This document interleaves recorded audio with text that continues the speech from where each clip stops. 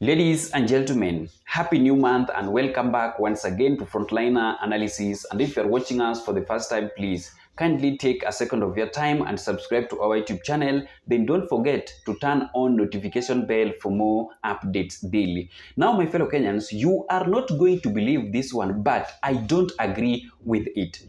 Few days ago, I did a video on this platform explaining to you how Dr. Fred Okengo Matiang'i is a project of President William Samoei Ruto and Raila Amolo Odinga through the former President of the Republic of Kenya, Uhuru Muigai Kenyatta, under Jubilee Party, but many people were doubting me. So today, you are going to agree with what I was trying to explain to you, where I told you that Matiang'i is the project.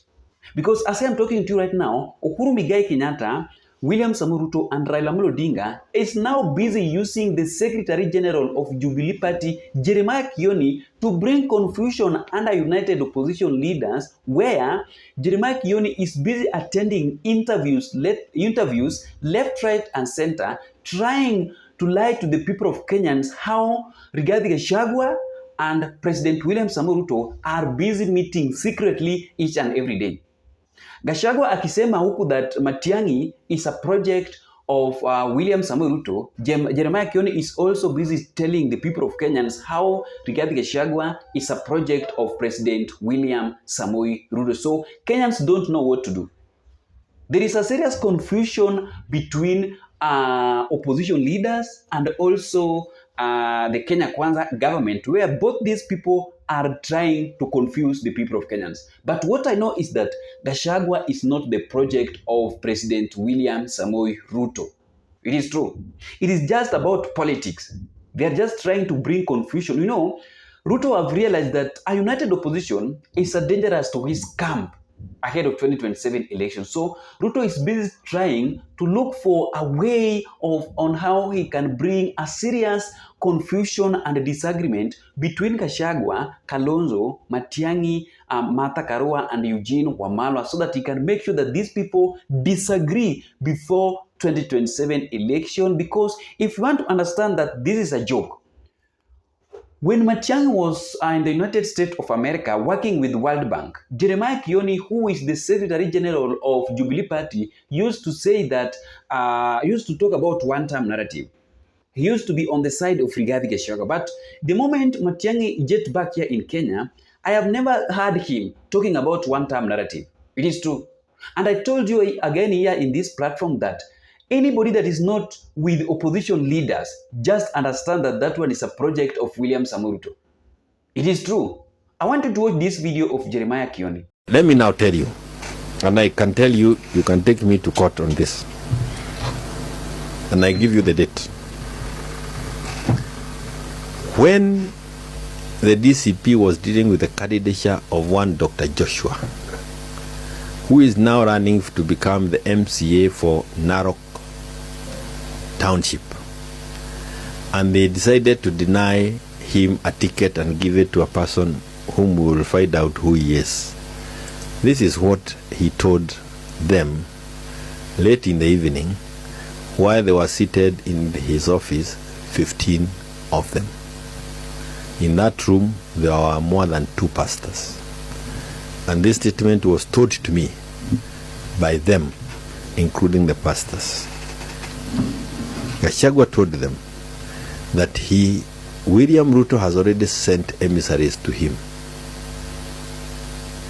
and wamekubaliana, panga pande yako na mimi ni pange watu yangu, sanya watu yako na mimi ni sanya watu yangu, tutakuja tukae kwa meza.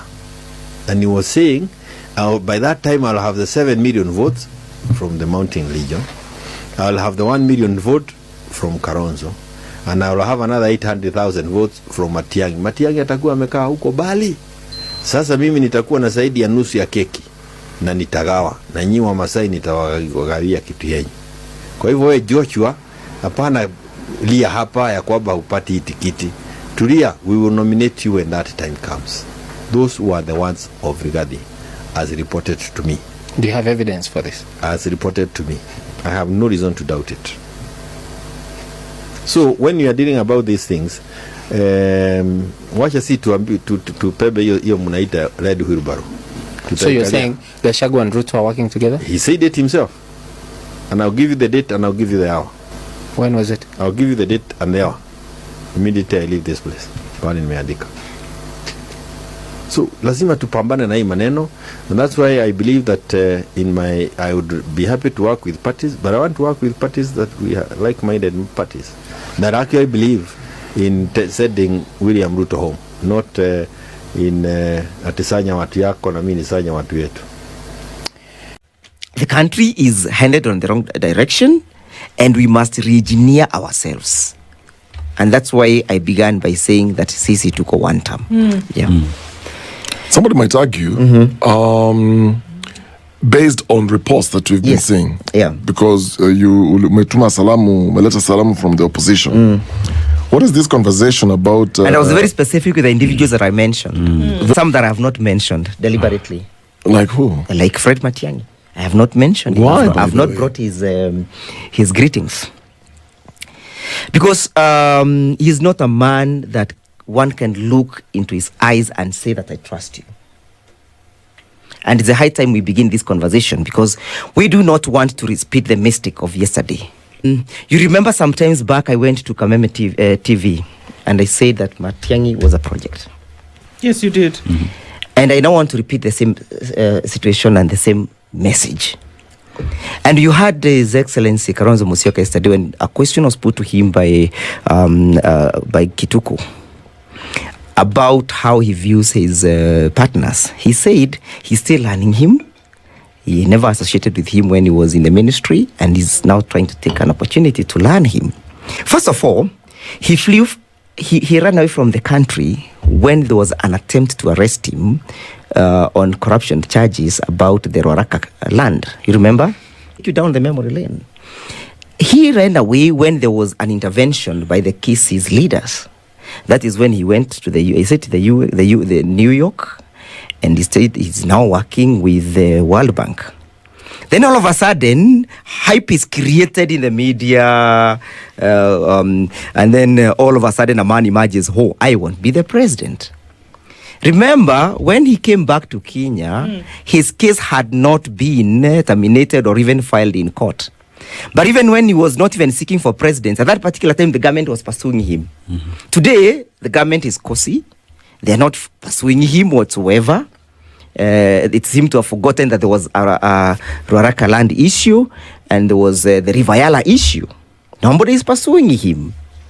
Then when he comes, he starts associating with individuals who are not speaking the language the Kenyans are speaking. Who are these individuals? Kenyans are speaking the language of one term. And then he comes and then he said that, oh, this is going to be the Jubilee presidential candidate. He's fronted by people like Kioni, who once associated with the one-term movement and later left. Then he goes to Kisii. He finds Simba Arati, the governor. He's welcomed, and his meeting is well-financed and well-greased by the power that be. And all of a sudden we think, here is a big man with big clout and big supporters in Kisii, without knowing the underworks that were taking place for him to be in a position to hold that meeting. But Ndegwa. Yes, let me just finish one thing. Then his associates then say, we do not want one term in Kisii. We make arrangements with him, the opposition. When we took the tour to Mombasa, the next tour was supposed to be Narok, Kisii, Nyamira, Western, Kisumu, Western, that circuit.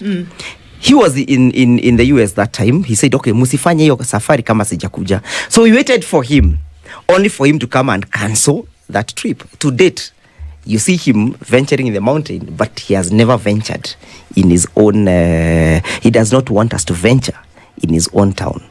Now on Monday, you can see what he has done. So we do not consider him as an honest partner. That must be said. Then look at what he does when he goes to Kajiado on Sunday. He addresses a man who has been at the helm of this country in a very disparaging and disrespectful way. He says, mimi ni mfanyikazi, nyinyi ni watu wa mastori. You remember that thing? What he did? And then you wonder, you are a political novice, a political greenhorn, and then you want to lecture those people who have been here and playing the game. He cannot be trusted. Ndego, there is. So that is the video. And I told you here that anybody that is not with Rigathi Gachagua, Kalonzo Musyoka, Dr. Fred Matiang'i, anybody that is not under those group of Matiang'i, Gachagua, Martha Karua, Eugene Wamalwa, David Maraga, Okia Omtata, PK Salasia, Boniface Mwangi, just know that that one is a project of William Samoei Ruto.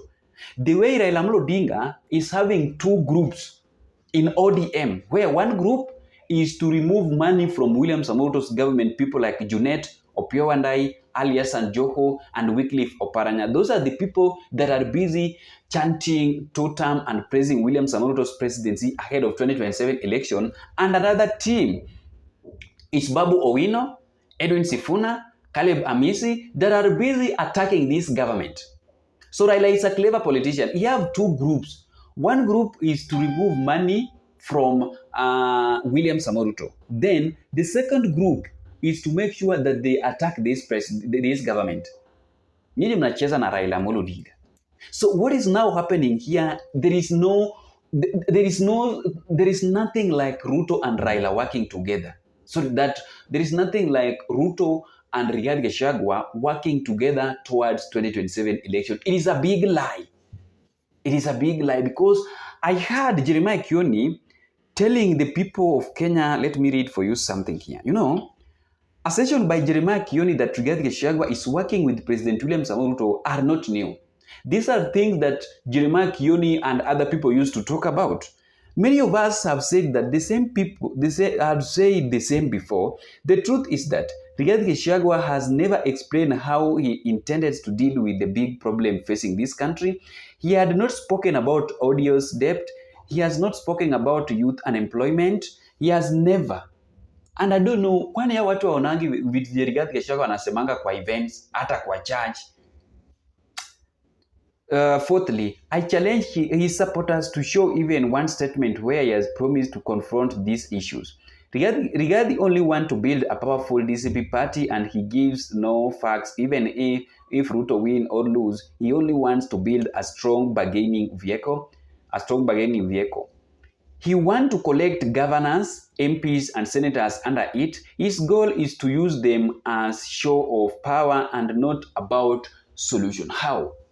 Gachagua have been exposing some of the dark secret under William Samoei Ruto. Gachagua have been telling the people of Kenyans things that he will do when he will get into power.